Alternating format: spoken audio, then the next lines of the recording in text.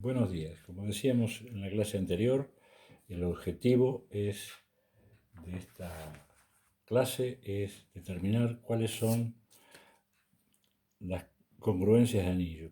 ¿Qué determinan las congruencias de anillo? Así como en grupo quedaban determinadas por los subgrupos normales, aquí vamos a ver que las congruencias de anillo quedan determinadas por los ideales biláteros del anillo. Entonces, tomo a un anillo e un ideal bilátero de A. Entonces, como hicimos en grupo, digo que A es congruente módulo I si A menos B está en I. Entonces, esa es la congruencia módulo I.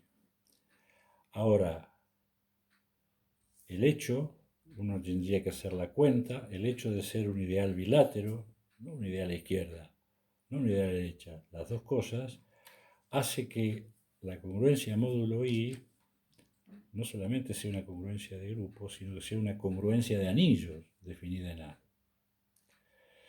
Bien, recíprocamente, si yo tengo una congruencia de anillos, o sea, una relación de equivalencia compatible con las operaciones, definida en A, se tiene que la clase del cero, o sea, los elementos que están relacionados con el cero, es un ideal bilátero de A. Además, si uno hace la cuenta, A es equivalente a B si y solo si A es congruente con I módulo el ideal J considerado. Es decir, las congruencias en un anillo quedan determinadas por sus ideales biláteros I. El cociente, que lo podemos notar así, pero en realidad siempre se nota abreviado así, está algebrizado como es de esperar. La suma de dos clases es la clase de la suma y la clase del producto es el producto de dos clases es la clase del producto. Y eso es posible porque al ser una congruencia, esta cuenta no depende de los representantes de la clase elegida. Entonces, este conjunto con estas operaciones es un anillo determinado, el anillo cociente de A por I. Y el homomorfismo canónico es tal que el núcleo del mismo es I. Por lo tanto, los ideales biláteros,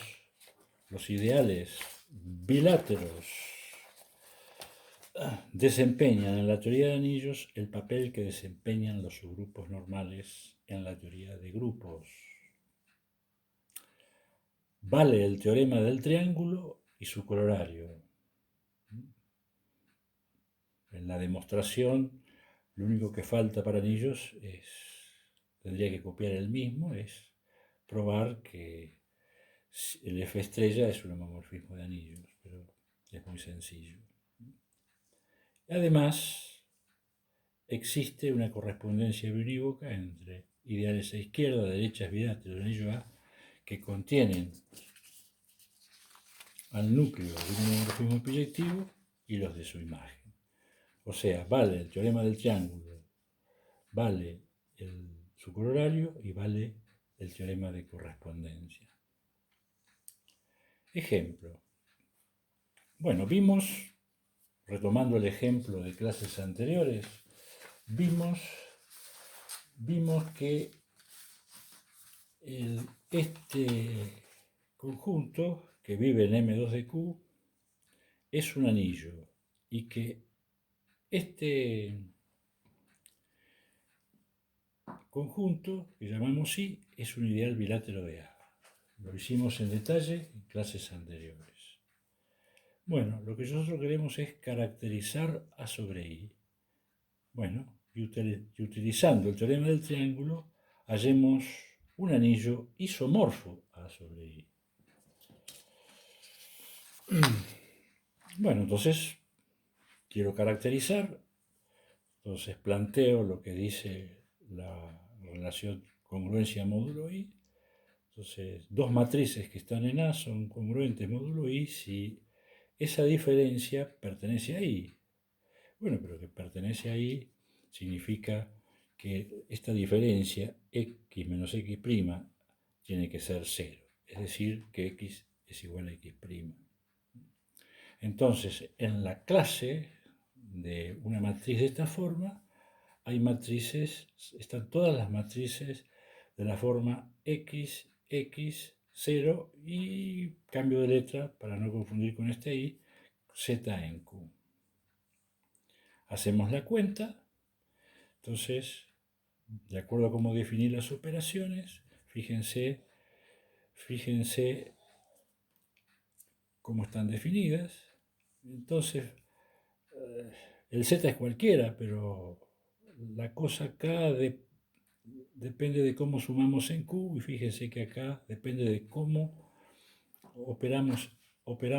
hacemos el producto en Q. Por lo tanto, intuimos que A sobre I es isomorfo al anillo Q.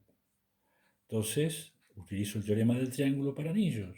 Entonces, hacemos el clásico esquema, A, Q, el cociente. Entonces, si yo quiero probar que A sobre I es isomorfo a Q, gracias a este F estrella, yo tengo que hallar un homomorfismo de anillo biyectivo con núcleo I. Bien. Es natural la definición. Definimos F de una matriz que está en A, lo quiero mandar al racional y las operaciones dependen del X, por lo tanto lo mando al X. Claramente es un homomorfismo biyectivo de anillos, las cuentas son muy sencillas y lo que hay que ver es que el núcleo de F es I.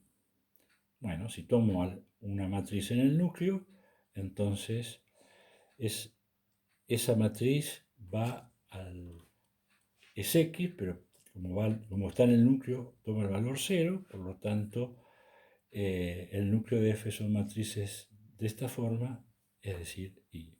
Entonces, por el teorema del triángulo existe F estrella de A sobre I en Q, isomorfismo, es decir, el cociente que estaba caracterizado en términos de clase, ahora lo tenemos caracterizado como isomorfo a un cuerpo conocido, y en este caso es Q.